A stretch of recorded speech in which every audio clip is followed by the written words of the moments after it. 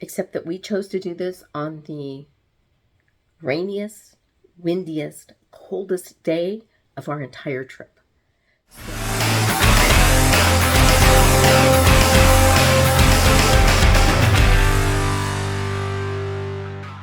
Hi there, I'm Denise, the Koala Mama. We recently took a one-week cruise to Alaska. So in this video, I'm going to share with you what I'm glad I packed and what I wish I had packed for this Alaskan cruise. So the things that I'm glad I packed. Right off the bat, magnetic hooks.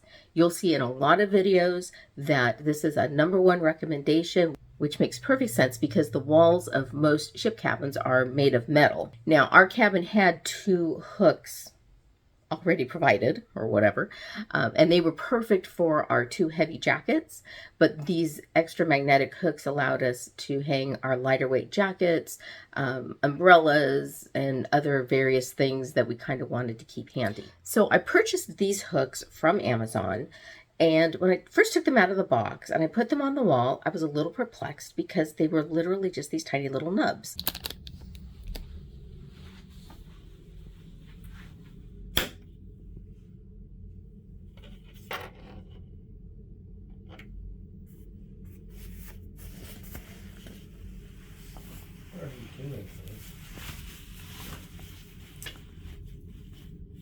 I bought these little magnet things that I thought were hooks, but they're not. They're just these little nubs. And you couldn't hang anything on them. And I thought for sure I had ordered hooks. So I just left it, went and did something else, and came back and looked at the box to make sure that what I ordered were actually hooks. The box said hooks. So I emptied out the box, and lo and behold, in a little Ziploc were the actual hooks. So they just screwed into the base. Figured that out after I tried to snap them into the base, and that didn't work. But once they were screwed in, they were perfect and they worked wonderfully. These particular ones hold 5 pounds. Quite frankly, I don't think they hold that much, but you could just kind of group a couple of them together and they worked perfectly. So along the same idea as the magnetic hooks are magnetic clips.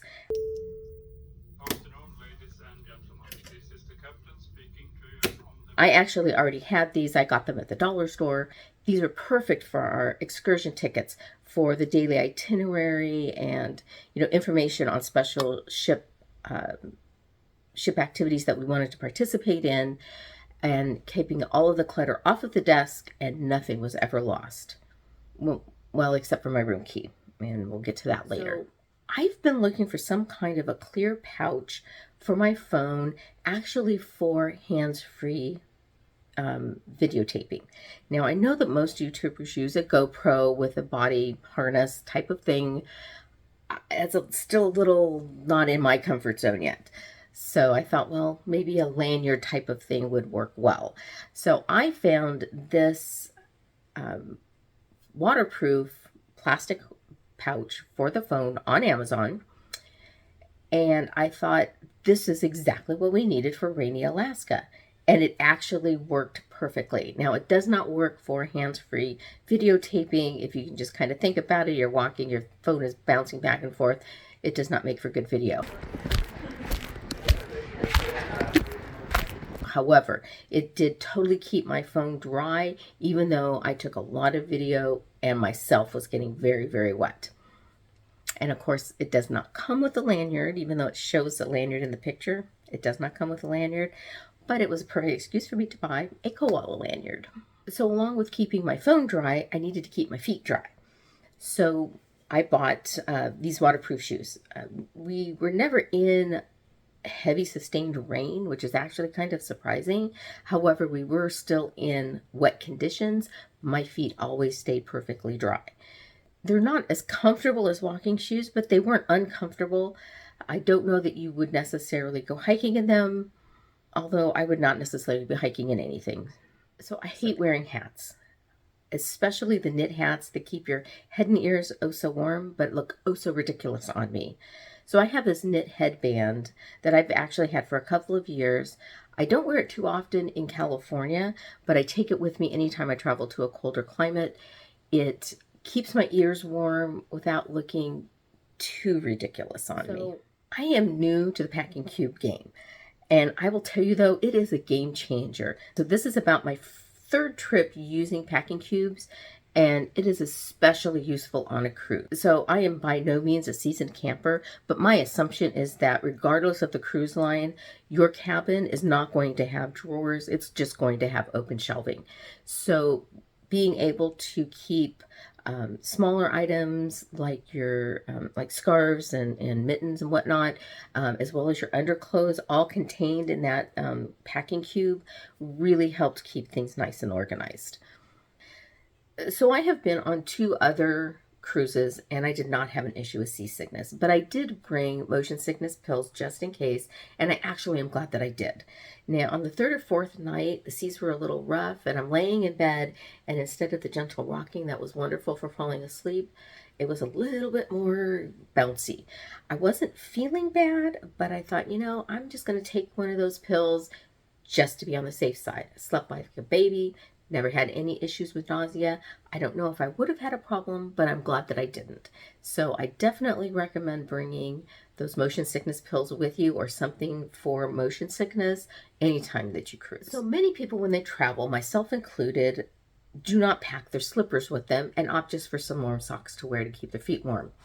I did decide to pack my slippers, which I will say are not very big. But I'm really glad that I did. It was so nice to come in after a cold, wet excursion and put my feet in my nice, cozy slippers, which are koalas, of course. So the last thing that I'm really glad that I packed is my eye mask. Now, I always travel with an eye mask because I'm married to a man who, for whatever reason, likes to have light in the room in the morning. And with a balcony view of the Alaskan and Canadian coastline, you can bet that we had that curtain open 24/7. Having an eye mask meant that I was not awakened at some ungodly hour like, 7 or 8 o'clock in the morning. So finally, the things that I wish I had packed. So about 3 weeks before our trip, as I started getting, I'd placed orders for things that were coming in, I was thinking of things I wanted to pack. I put a bag in our bedroom and started putting all of this stuff in the bag just to kind of keep it all together in one particular location. I highly, highly recommend this if you are planning any kind of a larger trip. I also highly, highly recommend that when you think of something that you want, you put it in the bag when you think of it. So the first thing that I wish we had packed were binoculars. Now, you think that this would be a no-brainer going to Alaska, and so did we. Now, it wasn't because we don't own binoculars. We actually have 2 pair. And it's not that I did not know where they are located. I know exactly where both of them are located. It is because when we thought about the binoculars, we did not grab said binoculars and put them in the bag in the bedroom where we were housing all of the things we wanted to pack. So when it came time, the day before, to actually pack our clothes and stuff, binoculars were not even on the radar, and we did not even realize we did not have the binoculars until we were on the ship. So another thing that I wish I had packed were warmer thermals and warmer socks. So I did buy a set of thermals for this trip. I knew that I was wearing them under other clothes, so I bought some that were lighter weight, but still had really good reviews as far as keeping people warm. I didn't really think that the top anyway was any warmer than a regular t-shirt, so I wish I had gotten warmer ones. And socks, same thing. I bought a pair that were 18% wool. And I very distinctly remember somebody writing, "I live in Idaho and these keep my feet warm." Well, maybe I'm a spoiled California, but my feet were cold a lot of the time. So there were 2 hacks from Life Well Cruised that I wish I had followed through on. They were on my list of things to purchase and I just never got around to them. And that is the small organizing cubes that you get at the dollar store, as well as a collapsible laundry basket. So as I think I have mentioned, the cruising cabins do not have drawers, they just have shelves. There's like little cubbies down here. So having some of those collapsible organizing cubes would have been really nice to just kind of corral things instead of having them spread all over these shelves. And while we were fine throwing our dirty clothes on the bottom of the closet floor, it would have been nice to have a laundry basket to make it a little bit more organized. So I also wish that I had brought a nightlight for the bathroom, and I think that this is a thing that I need to make as a regular travel item, because just like in hotel rooms, the cabin room, there was no light in the bathroom. And when you turn on the light in the bathroom, it is very bright, which is kind of obnoxious at 2 o'clock in the morning when you have to get up to go to the bathroom. Next are bathing suits and sandals, which leads me to a few stories, actually kind of all intertwined together on this particular topic. So we knew we were not going to be doing any sunbathing, but we thought we might take a dip in the hot tub. So as we were packing, I mentioned to Jeff, make sure that you pack your swim trunks. And he's like, oh, already packed. Great. So we're in Seattle the day before we're going to leave. And I realized while I had so sweetly reminded my dear husband to pack his swim trunks, I completely forgot to pack my own swimsuit.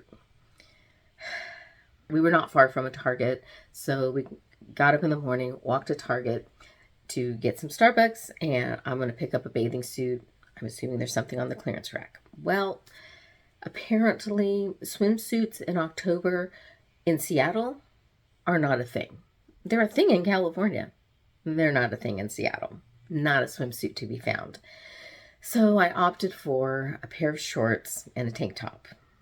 And all the while knowing, okay, if I actually have to wear this, I'm going to have to wear bra and panties with it. Sigh.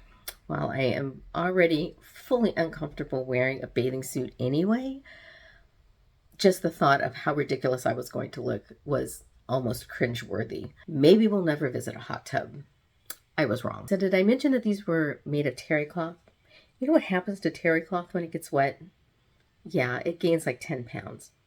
I also bought probably a size larger in the shorts that I should have, because when I stood up in those 10-pound shorts, they did not want to stay on my body. So in addition to a bathing suit, we also thought we should have brought sandals. So we did decide one day we were going to get a day pass to the thermal spa. So we were there and decided we wanted some lunch. And we saw some other people eating and asked them, and they said, you can bring the lunch back. So we're like, okay, fine, we'll go over to the garden cafe, get some lunch, bring it back. Now, here's the thing. The garden cafe and the spa are on the same deck. One's at one end of the ship, one's at the other end of the ship. And in between is the pool deck, the open air pool deck. So we get out of the spa. We've been in the water. We're all wet in our stuff. And then we decided we're just going to throw on the nice little lightweight bathrobes they provide and head across. How bad could that be? Head across in our bare feet. Bare feet. Now, this wouldn't be such a horrible thing, except that we chose to do this on the rainiest, windiest, coldest day of our entire trip. Not only is it raining, but oh man, that wind is chilly. So within 30 seconds of being outside, our feet were literally numb. It was horrible. And of course, as we're walking across, I slipped and fell on my knee. So that was lovely. Anyway, we finally get to the restaurant. They won't let us in because you cannot go in with wet bathing suit and no shoes. So we have to turn around, go all the way back. Fine. Change our clothes, go get food. As I'm changing my clothes, I realize I did not bring dry underclothes. Remember I said I have to wear my underclothes with my faux bathing suit outfit. So I have to wear wet underclothes.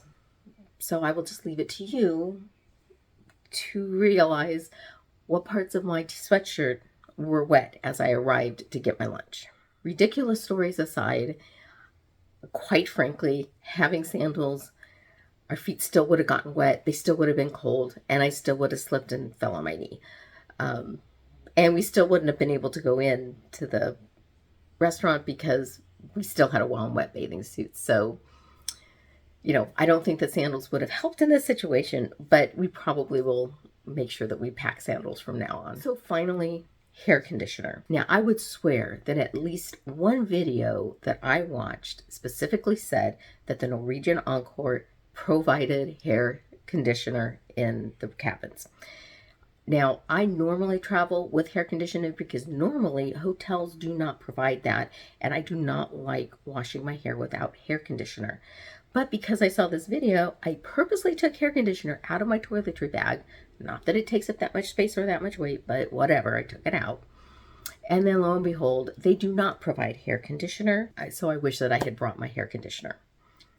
Now, little side story to this story. If I had recorded this part of the video before the last day of our trip, this would be the end of the video. However, as I was packing up everything on the last day, I got my toiletry bag out and realized I had a tube of hair conditioner in my toiletry bag the whole entire trip. Thanks so much for watching. I hope that you found this video informative, interesting, maybe even a bit entertaining.